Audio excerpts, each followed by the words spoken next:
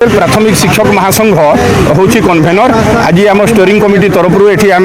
धारणा समस्ते बसीचु आमर मुख्य उद्देश्य है जे आमर दुई गोटी दाबी को लेकर आम गत डिसेम्बर 5 ରୁ 9 तारिख में 70,000 टीचर ये 5 दिन आम धारणा देलु आमर दुईटी दाबीटी है जे आमर ग्रेड पे वृद्धि 4200 ग्रेड पे आमको दरमा प्रदान करा जाऊ एवं आमर सर्विस पीरियड रे जो कंट्राक्चुअल पीरियड अच्छु जोड़ी देकर रोशनाल इंक्रीमेंट दि जाऊ ये दुईटी दाबी गत आंदोलन में सरकार कही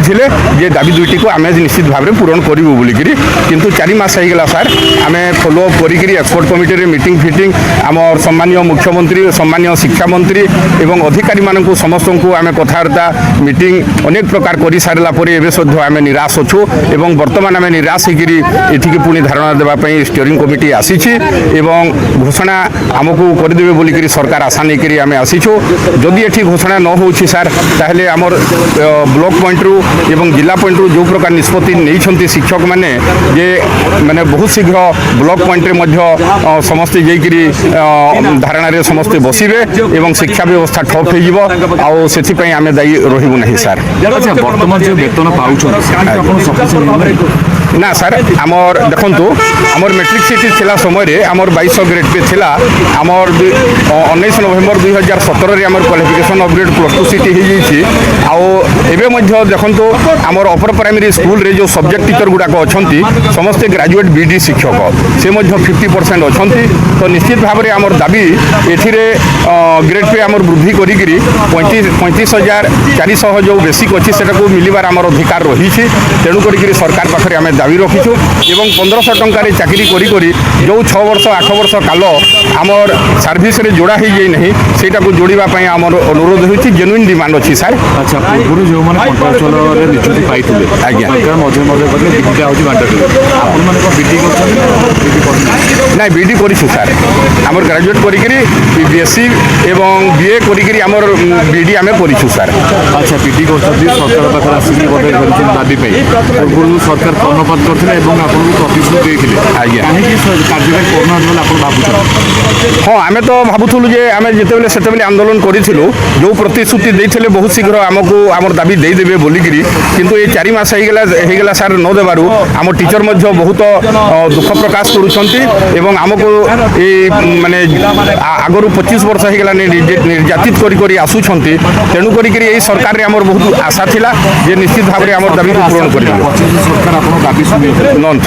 आशा नुआ सरकार आने सहयोग निश्चित निश्चित आज्ञा प्राइमरी शिक्षकों देखो आम चाकरी करें सार आमर भी पॉलिटिकल राइट समाप्त हो जाऊ नहीं आमर भी भोट देवार अधिकार रही आमर परिवार रही तो आम निश्चित भाव में आशा करूँ जे नूतन सरकार आसिले हुए तो आमर कथा को शुणे बोलिकी तो सरकार कही आपणकर कथा शुणा आंदोलन समय कही तुमर कथा आम निश्चित रखू आज जेहेतु आम सम्मानीय मुख्यमंत्री मोहन चरण माझी महोदय समस्त कथा शुणुंट आमर कथा भी निश्चित शुणे आम आंदोलनरत समय आसिक निश्चित भाव में घोषणा करेंगे बोलिक आमर आशा सरकार पाखे बारंबार दाबी कर घेराव कर सरकार शुणु आप सरकार राग ना हाँ नहीं अभिमान दूसरी सरकार तो आज्ञा समस्त आमर अधिकार सरकार पाखे रही आम डिमांडटा जोटा जेन्युइन डिमांडटा आम सरकार को पाइबार अधिकार रही तो आम रागिबा कहीं आज्ञा आम डिमांड को आम ओली कर मागुछु आउ सरकार निश्चित विचार करेंगे बोलिक भी आशा रही आदि नदेवे ताहले आम जोटा गणतांत्रिक पद्धति जोटा आमर परिवार आंदोलन करार है कि आम कार्यबंद आंदोलन है ये सब निश्चित भाव में करूँ सार शिक्षक मैंने आमको आमर जो नेतृत्व मानक से प्रेसर करूँ तो आमर अन्य विकल्प ना तेणुक लास्ट थर यहाँ सरकार को आम कहवाई आसीचु सार तो आम तो प्रथम जो सरकार ये सम्मान्य मुख्यमंत्री विरोधी दल नेता थे आम भी से स्ट्राइक करूँ आम धारणास्थल को सी आसी कही तुम दाबी यथार्थ और खूब शीघ्र पूरण हम आम जो सरकार को आसबू निश्चित पूरण करूँ तेणु आम जो नूतन सरकार आसला आम आशावादी हलु खुशी हलु निश्चित आम दाबी खूब शीघ्र पूरण हम कि दुख विषय सरकार कहते दाबी पूरण हम समस्ते कहते कि विलम्ब हबार आम अथई पड़ुँ तो आम से धारणा देलु जो कार्यक्रम करूँ स्ट्राइक करूँ रैली करूँ दीर्घ 5 तारिख 9 तारिख पर्यंत किंतु ता ପରେ ମଧ୍ୟ ଫଲୋ ଅପ୍ କରିଥିଲୁ। ଫଲୋ ଅପ୍ ଆଜି 4 ମାସ ହେଇଗଲା ପରେ ମଧ୍ୟ ଆମ ଦାବି ପୂରଣ ହେଇନି। ତେଣୁ ଆମେ ବାରମ୍ବାର ଯାଉଛୁ, ମୁଖ୍ୟମନ୍ତ୍ରୀଙ୍କ ପାଖକୁ ଯାଉଛୁ, ଶିକ୍ଷାମନ୍ତ୍ରୀଙ୍କ ପାଖକୁ ଯାଉଛୁ, ସମ୍ମାନୀୟ ଆମର ଯିଏ ସଭାପତି ତାଙ୍କ ମନମୋହନ ସାମନ୍ତଙ୍କ ପାଖକୁ ଯାଉଛୁ, ହାଇପାର କମିଟି ପାଖକୁ ଯାଉଛୁ, ସମସ୍ତଙ୍କ ପାଖକୁ ଯାଉଛୁ, କିନ୍ତୁ ସମସ୍ତେ କହୁଛନ୍ତି ତୁମ ଦାବି ଦୁଇଟି ପୂରଣ ହେବ। କିନ୍ତୁ କାହିଁକି ଡେରି ହେଉଛି, କେଉଁଠି ଅସୁବିଧା ରହୁଛି ତାହା ଏ ପ୍ରଶ୍ନବାଚୀ। ତେଣୁ ଆମେ ଆପଣଙ୍କ ଜରିଆରେ ସରକାରଙ୍କୁ ନିବେଦନ କରିବୁ, ହାଇପାର କମିଟିକୁ ମଧ୍ୟ ଆମେ ନିବେଦନ କରିବୁ ଯେ ଖୁବ୍ ଶୀଘ୍ର ସେ ତାଙ୍କୁ ରିପୋର୍ଟ ଦିଅନ୍ତୁ ଏବଂ ଖୁବ୍ ଶୀଘ୍ର ଆମ ଦୁଇଟି ଦାବି ପୂରଣ ହେଉ। ହେଲେ ଆମେ ଯାଇକି ଆମର ଯେ ବାଳୁତ ପିଲାମାନେ ଅଛନ୍ତି ତାଙ୍କ ପାଠରେ ଆମେ ଲାଗିବୁ। ଏହା ଲାଗୁନି କି ସରକାର ଆପଣଙ୍କୁ ଦୁର୍ବଳ ଦୃଷ୍ଟିରେ ନାଇଁ, ସରକାର କେବେ ଦୁର୍ବଳ ଦୃଷ୍ଟି ଦେଉନି। ଆଜ୍ଞା ଆଉ ଗୋଟେ ଜିନିଷ ଯେଉଁମାନେ ଆନ୍ଦୋଳନରେ ଆସନ୍ତି ସେମାନେ ସବୁ ବର୍ଜନ କରନ୍ତି, ସରକାର ଉପରେ କ୍ଷୋଭ ପ୍ରକାଶ